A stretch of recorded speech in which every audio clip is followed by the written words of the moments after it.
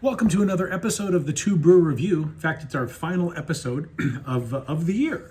And I thought a great way to finish off this year is pay homage to this brewery, Rogue Brewery, out of Oregon.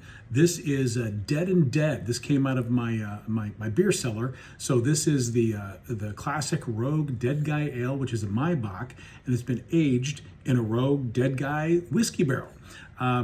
Kind of a bittersweet tasting going on because much to celebrate with this brewery, which I'll get to in a moment. However, back in November of this year, after decades of operations and kind of being one of the leaders in the craft brewing industry, they closed their doors in November, victim of slumping sales, and I think they carried quite a bit of debt.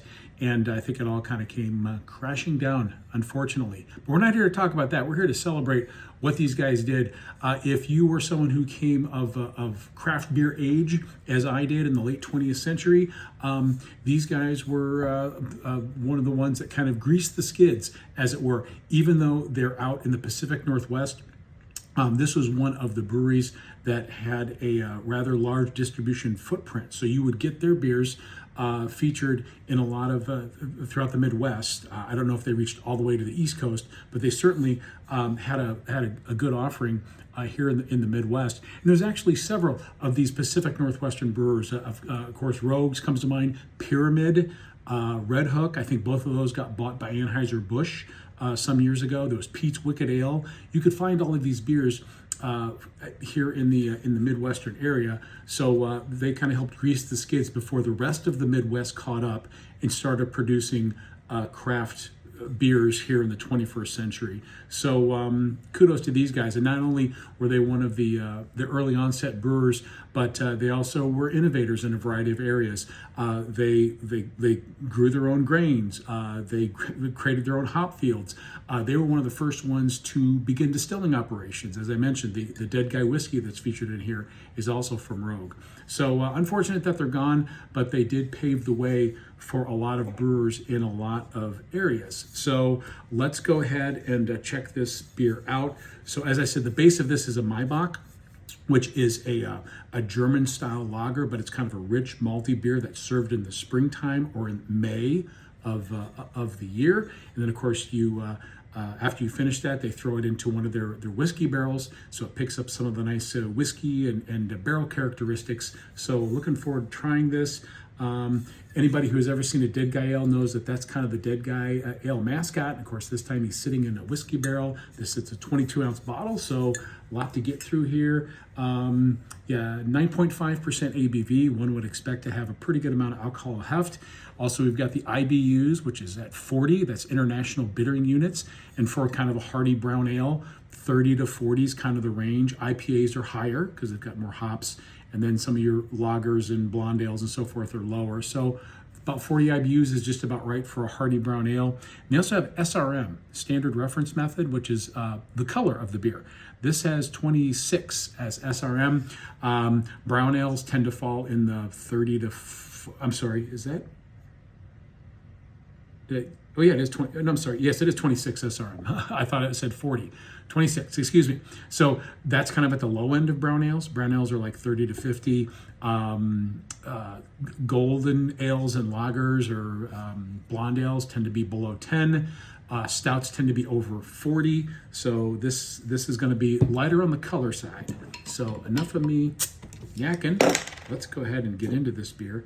And to be honest, I can't remember how old this beer is or when I bought it, but it's got at least, I don't know, it's got to have 6 or 7 years on it at least. So there's the pour. We've got a really nice amber color.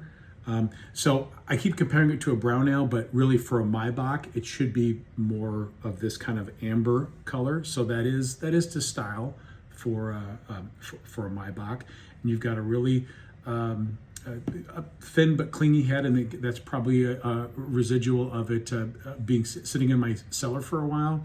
So not too much head retention, but you can see the sugar content. You're getting a lot of cleanness on the glass, and that means there's still a lot of sugary goodness inside of this beer. Yeah, getting some nice toasted bread which is very to style. Also, I am getting some of the booziness, some of the whiskey, some of the oak is coming through on the on the nose, and getting nice little hits of the higher sugars, something called melanoidins, which is a sugar, almost like a brown sugar or toffee-like sugar that you will find in the Bock beer style, and I can pick that up in the nose. All right, let's dive in. Cheers.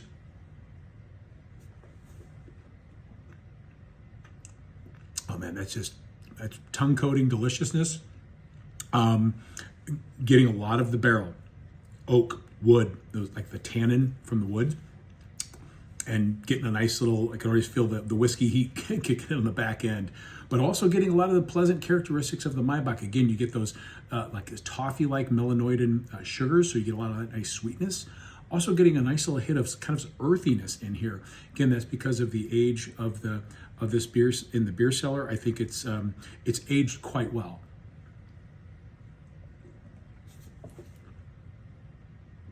Yeah, it's beautiful flavor combination. Is actually, it's quite smooth. The hops in this, as they should be, very restrained, very much a small player, lending support to this beer, but a ton of the sweetness. Also getting some of the vanilla characteristic out of the beer, which is very much to style. Again, getting some toast or breadiness in there too, but that the whiskey barrel really comes through quite a bit. Again, picking up those the boozy heat and some of the tannins from the whiskey barrel. So yeah, this is fantastic. I'm going to look forward to ushering in the new year with this beer, and saluting all that Rogue did for the craft beer industry, and looking forward to 2026, when as room has been made for new innovators in the craft brewing industry. So I wish all of you a safe and happy new year. And if you see one of these laying around, absolutely grab it and ring in 2026 with one of these. Once again, this is Dead and Dead from Rogue. Cheers.